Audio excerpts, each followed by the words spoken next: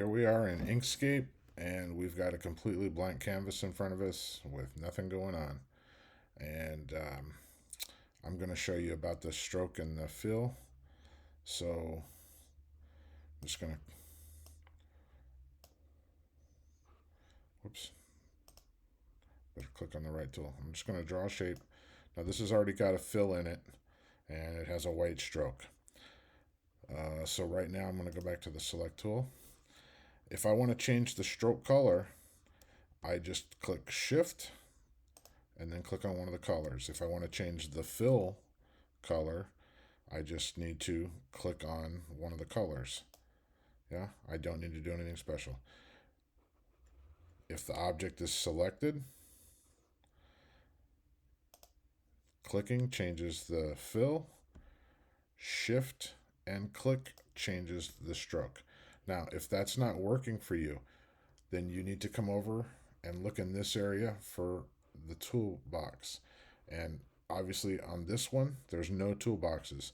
So what you do is you come right up in here. This one is for align and distribute. This one is for text. This one is for fill and stroke.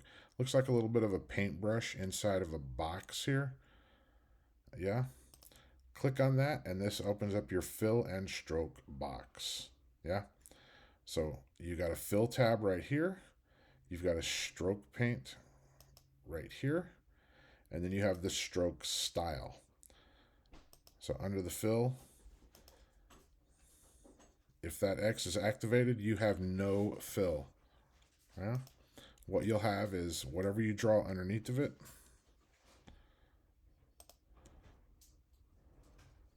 will show up underneath of it.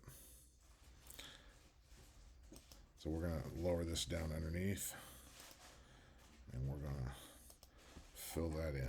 Okay, so this one is underneath and you can see that there is no fill color in this blue box. This red one goes straight underneath of the blue and you can see it. Now let's come back to the blue. Activate a solid fill. That's a flat color. So now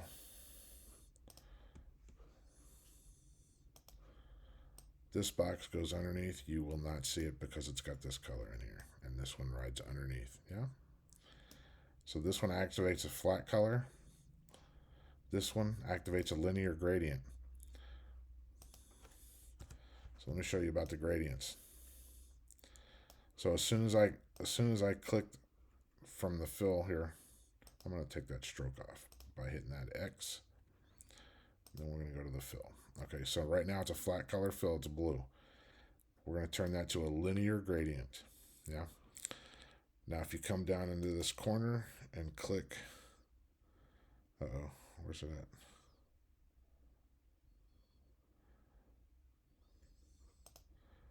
Where's it at? My toolbar's hidden. Okay, edit gradients is this one right here. So now you see these two tabs, these two little nodes. So if we click on this first node and activate it, you can see down here, this is the color for here. So let's change that to a green. And then let's come over and activate this one, and let's make this one orange.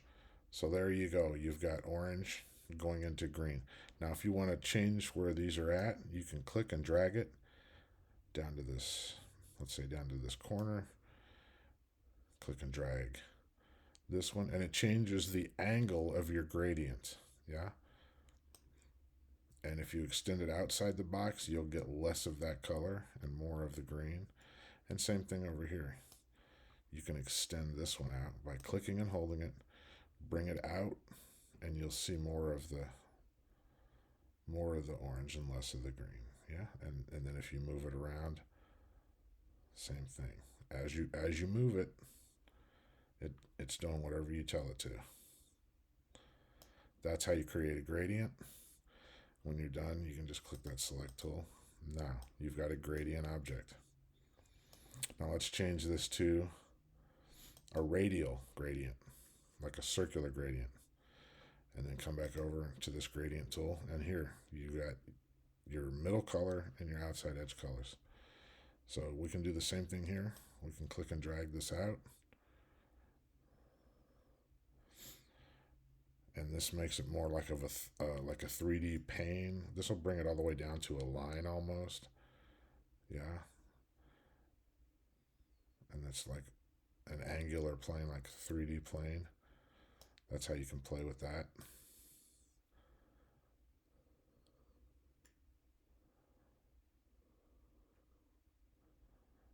So that's kind of neat, yeah. And then if you move this one, you move where the center of the gradient goes.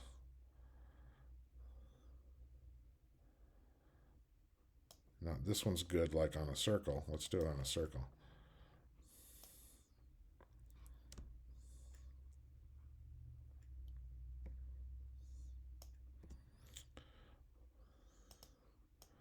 So let's say we want to make that look a little 3D. Let's put that gradient in there. And let's change that gradient color. So on the inside, it's going to be like a light color.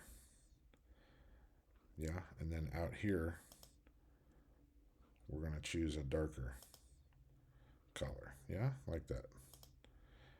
And that makes it, gives it a little 3D look to it. And come back into here. Let's move it. Let's move it a little over this way.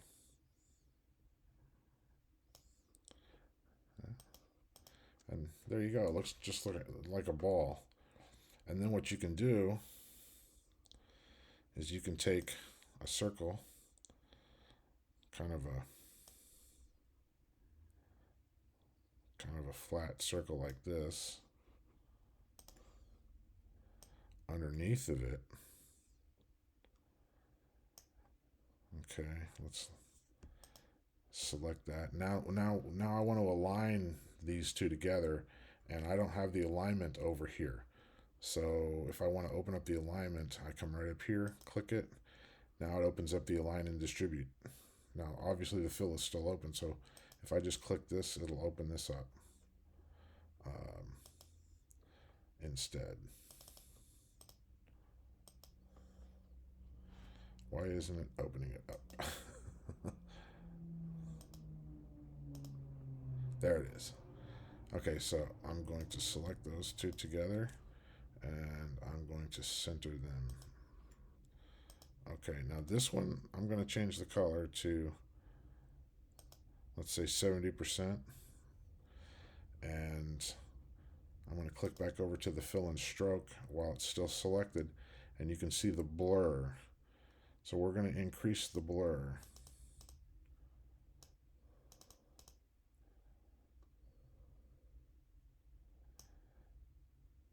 Okay, and I'm going to actually change that color down to, let's see, there we go, 60, 50. Okay, so I'm going to adjust this blur up.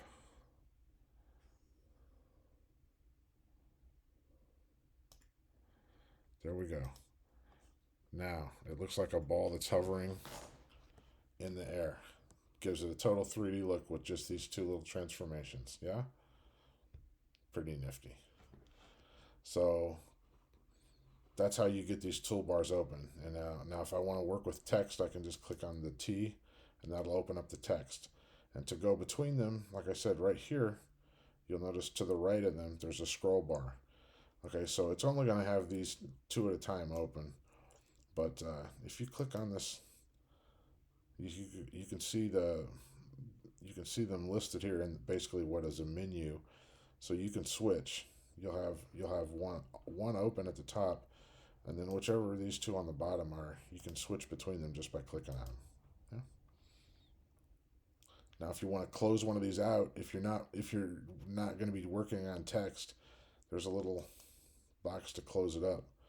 And then now that fill and stroke is here, this one will close up fill and stroke. And then again, once it's activated, that will do that. Now, if you want to detach it, and that will, make it into little icons and stuff. So I don't really do that. I just close everything out, or I don't. You know, if I don't use it, I don't use it. I'll close it up if I'm not using it. The three most used ones are going to be your align and distribute, your text, and your fill and stroke. I use those all the time. So that's how you that's how you play around with that. I really like that. That's kind of nifty. But yeah, that's how you play around with those things. All right, that's it.